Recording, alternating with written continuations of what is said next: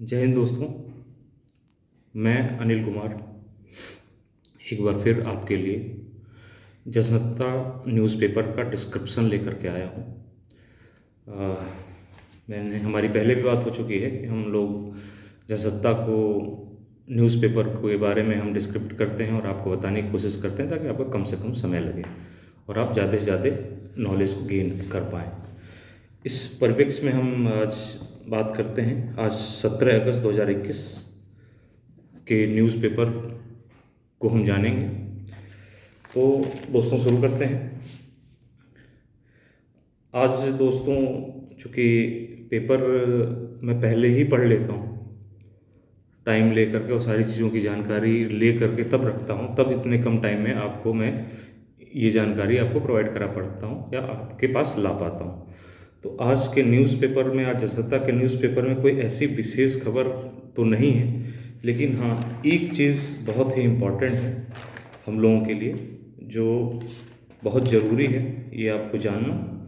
हमारी पहले भी बात हो चुकी है दोस्तों कि इस पेपर में आर्टिकल्स आते हैं जो बहुत अच्छे आर्टिकल होते हैं, जो हमारे नॉलेज के लिए, हमारे व्यू क्लियर करने के लिए और हमें सोचने के लिए बहुत अच्छे होते हैं। आपको निबंध लिखना हो, आपको आंसर राइटिंग करनी हो, इन सब में आपको ये मदद देते हैं। तो आज का जो आर्टिकल है, आज का जो संपादकीय जिसको हिंदी में कहते हैं, स्वास्थ्य क्षेत्र की चुनौतियाँ। दोस्तों कोरोना के काल में, कोविड के काल में सबसे बुरा प्रभाव जो अगर किसी चीज़ पे पड़ा है तो वो हमारे स्वास्थ्य इंफ्रास्ट्रक्चर पे पड़ा है, मतलब हेल्थ इंफ्रास्ट्रक्चर पे पड़ा है। स्वास्थ्य जो सुविधाएं हैं वो बहुत ही कम हो गई हैं, क्योंकि एकदम से बीमार लोगों की संख्या बढ़ गई, जिससे जो हमारे इंफ्रास्ट्रक्चर थे, जो हमारे संसाधन थे, इतने लोगों के इलाज के लिए उपलब्ध नहीं थे। लेकिन एकदम से लोग बढ़ने की वजह से ये चरमरा सी गई, जिससे दो चार आप लोगों को भी होना पड़ा, हमें भी होना पड़ा।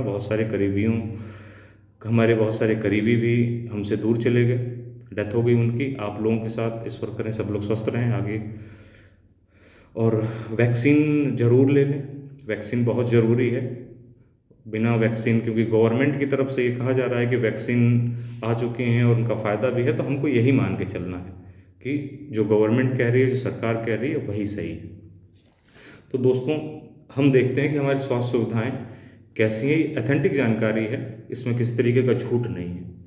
तो ये मैं आपको जो ये बताने जा रहा हूँ दोस्तों, ये आर्टिकल है स्वास्थ्य क्षेत्र की चुनौतियाँ। इसके अंदर जो क्रैक्स हैं, जो इम्पोर्टेंट चीज़ें, सिर्फ मैं उसके बारे में बात करूँगा। 10 लाइन, 20 लाइन या 5, 10, 7 मिनट का ये वीडियो होगा, जिसमें आपको ये चीज़ पता चल जाएगी। तो ये मैं जो बात बताने जा रहा हूँ, ये संसद में सरकार द्वारा कही गई बात है, इसलिए आप इसको ध्यान से सुनिए और ये सोचने की, ये समझने की कोशिश करिए कि आखिर हमारी स्वास्थ्य सुविधाएं इस समय किस तरीके की हैं।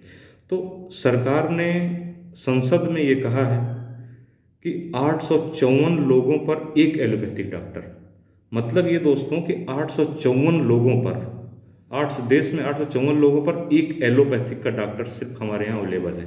ये हमारे देश की स्थिति है प्रेजेंट टाइम में। और 559 लोगों पर एक नर्स, और 559 लोगों पर 559 पर एक नर्स है। मतलब ये एक नर्स जो है 559 लोगों के ऊपर इसको देख रही है। इतने लोगों को, इस इतना ज़्यादा बर्डन है इस एक नर्स के ऊपर। देश में 12,68,000 एलोपैथिक, 12,68,000 एलोपैथिक और 5,65,000 आयुर्वेदिक चिकित्सक हैं पूरे देश में। देश में 12,68,000, मतलब ये है कि लगभग 135 करोड़ का हमारा देश। हमारी जनसंख्या कितनी दोस्तों? 135 करोड़ लगभग है। उसके ऊपर अगर ये देखा जाए तो हमारे पास 12,68,000 सिर्फ डॉक्टर्स हैं एलोपैथी के, और 5,65,000 आयुर्वेदिक चिकित्सक हमारे पास अवेलेबल है। और नर्सिंग कर्मचारियों की संख्या 32 लाख के आसपास, 32 लाख के आसपास नर्सिंग कर्मचारी, मतलब नर्स हुए या वार्ड बॉय या इस टाइप के जो लोग होते हैं वो हुए। अब ऐसी स्थिति है इस समय देश में डॉक्टर्स की, नर्स की।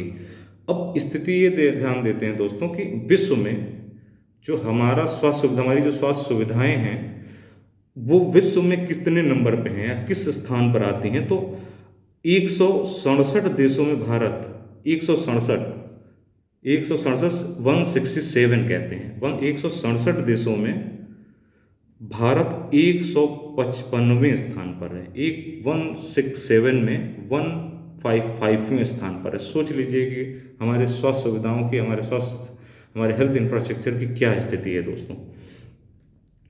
ठीक है, अब होता क्या है दोस्तों की स्वास्थ्य सुविधाएं, अब कोविड के टाइम में प्रॉब्लम्स बहुत ज़्यादा बढ़ गई। इसकी सबसे ज़्यादा मार किस पर पड़ती है?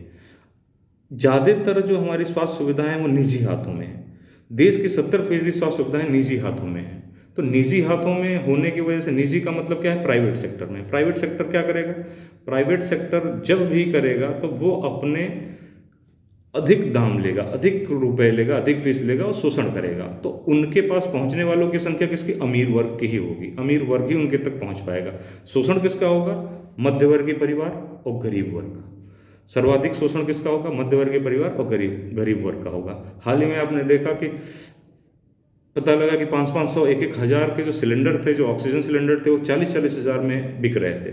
और ऐसा वाक्य हमारे साथ भी हुआ कि हमें भी कुछ दोस्तों के द्वारा पता चला कि एक सिलेंडर 40 हज़ार रुपये का लेना पड़ा है आवश्यकता पड़ने पर। तो ऐसी स्थिति देश की है इस समय। इसमें हमें जो है बहुत ही सावधानीपूर्वक रहना है, जो भी प्रोटोकॉल्स हैं उनका पालन करना है। अब क्या है दोस्तों की 15वां वित्त आयोग होता है। हर वित्त आयोग बनाया जाता है ताकि जितने भी देश के अंदर कोई चीज़ है उसके ऊपर एक आयोग बनाया जाता है ताकि उस पर वो सुझाव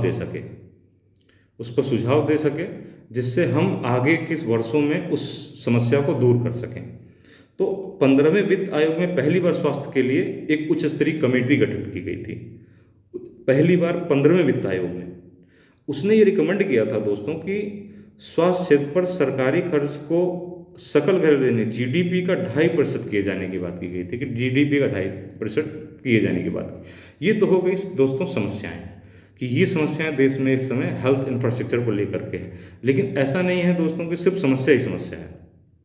इसके साथ में अगर आप ये देखें तो कोरोना से निपटने के लिए सरकार ने आत्मनिर्भर भारत अभियान के तहत स्वास्थ्य क्षेत्र में मजबूत बनाने के लिए ढेर सारे कार्यक्रम किए। और बहुत वित्त वर्ष 2021-22 में बजट में स्वास्थ्य खुशहाली के लिए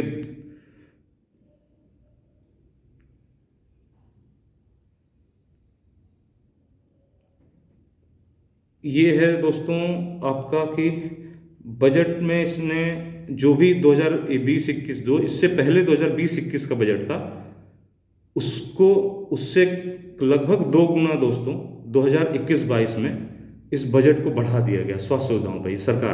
सरकार ने ऐसा किया है कि इस पर बजट बढ़ा दिया है। और खास तौर से ये ध्यान दिया गया है कि भारत सरकार ने या स्वास्थ्य मंत्रालय ने मिल करके जो छोटे शहर हैं, जो छोटे ज़िले हैं, हमारे उत्तर प्रदेश के छोटे ज़िले हुए, अन्य प्रदेशों के ज़िले हुए, वहाँ पर भी स्वास्थ्य सुविधाएं पहुँचाने की कोशिश कर रहा है ताकि वहाँ तक सुविधाएं पहुँच सकें। और छोटे और बहुत सारे मेडिकल कॉलेज खोलने जा रहे हैं। ऑक्सीजन के बहुत सारे जो है प्लांट लगाए गए इस बीच में।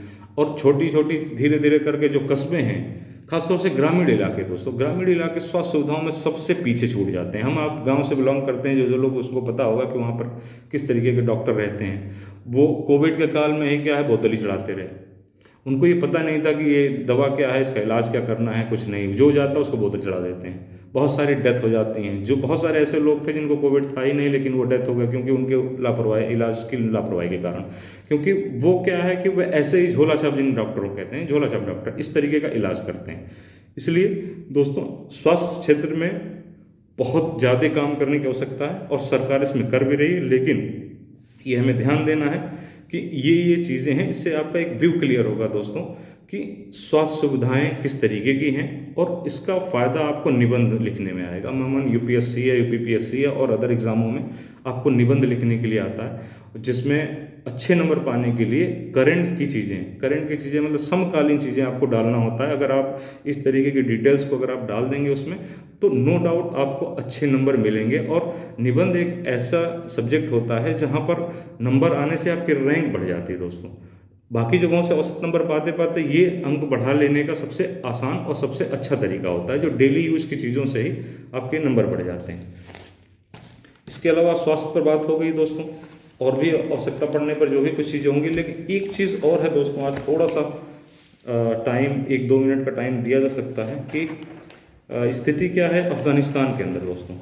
अफ़गानिस्तान के अंदर स्थिति बहुत बदल गई है। वहाँ तालिबान का एक तरीके से कब्जा हो गया है और तालिबान और वहाँ अफ़गानिस्तान के राष्ट्रपति वो वहाँ से भाग करके अमेरिका जा चुके हैं। तो अब ऐसी स्थिति में क्या है दोस्तों कि ऐसी स्थिति में वहाँ की स्थिति क्या है। वहाँ देखिए भारत का पड़ोसी देश है अफ़गानिस्तान, लेकिन भारत के पड़ोसी देश होने की वजह से पाकिस्तान भी पड़ोसी देश है। पाकिस्तान ने समर्थन कर दिया है तालिबान का। इसका मतलब क्या हुआ दोस्तों कि पाकिस्तान ने समर्थन कर दिया है तालिबान का, तो पाकिस्तान और तालिबान एक तरीके से दोनों मिल गए हैं। और अभी हमारी सरकार ने ये फैसला लिया है कि हम किसी भी ऐसे शस्त्र से चलाने वाली राजसत्ता को हम स्वीकार नहीं करेंगे। लेकिन ये तब की बात है जब अफगानिस्तान पर अभी तालिबान का कब्जा नहीं हुआ था। लेकिन अभी की करंट स्थिति यह है कि अफगानिस्तान पर तालिबान का कब्जा हो चुका है। तब अब कहीं ना कहीं विदेश नीति हमारी बदलनी पड़ेगी। क्यों बदलनी पड़ेगी दोस्तों? क्योंकि वहाँ पर बहुत सारा निवेश है दोस्तों। हमारा भारत ने निवेश कर रखा है वहाँ पर, वहाँ के संसाधनों पर। वहाँ आपको अगर पता हो तो एक चाबहार बंदरगाह बन रहा है ईरान के अंदर, जिसका मुख्य उद्देश्य है कि अफगानिस्तान के रास्ते होकर के और अदर देशों में जा कर के हम अपना आयात और निर्यात करते हैं, खासतौर से अफगानिस्तान को। लेकिन तालिबान के आ जाने की वजह से इन सभी प्रोजेक्ट पर, इन सभी परियोजनाओं पर एक तरीके से विराम लग गया है। और जो निवेश भारत कर चुका है, अगर वो निवेश ऐसे कैसे अधूरा रह गया, इसमें भारत की भी हानि है। इसलिए भारत की विदेश नीति को कोई ना कोई रणनीति बदल करके, तालिबान से बात करके और आगे की अपनी एक रणनीति तय करनी पड़ेगी, ताकि हमारे जो भी परियोजनाएं हैं उनको सुचारू रूप से चलाया जा सके। और विदेश नीति सबसे पहले क्या है दोस्तों, राष्ट्रहित की बात करती है। विदेश नीति का मतलब दोस्तों होता है राष्ट्रहित। सबसे पहले राष्ट्रहित है, बाद में ये देखना होगा कि वहाँ क्या हो रहा है, नहीं हो रहा है, वहाँ कौन किसकी सत्ता है, किसकी नहीं सत्ता है। बट ये है कि सबसे पहले राष्ट्रहित है। इसलिए हमारी विदेश नीति है, हमारा देश भी पहले राष्ट्रहित के बारे में सोचेगा, उसके बाद अदर चीज़ों को सोचेगा। तो अभी के लिए दोस्तों इतना। बाकी अगले तरीके से आज पीजीटी का भी एग्ज़ाम था, एक पीजीटी का एग्ज़ाम था, तो उसके जो पेपर्स दोस्तों मुझे मिल जाएंगे, मैं उसको आंसर के साथ में एक डिस्क्रिप्टिव तरीके से आपको बताने की कोशिश करेंगे, ताकि आपको न सिर्फ उस क्वेश्चन का आंसर पता चले, बल्कि आपको उससे जानकारी भी प्राप्त हो कि क्वेश्चन पूछा गया है, क्यों पूछा गया है, और इसका आंसर ये है तो कैसे है, क्यों है। इन सब के बारे में चर्चा करेंगे। बहुत बहुत धन्यवाद। वीडियो थोड़ी लंबी हो जाए इसके लिए क्षमा चाहेंगे। धन्यवाद।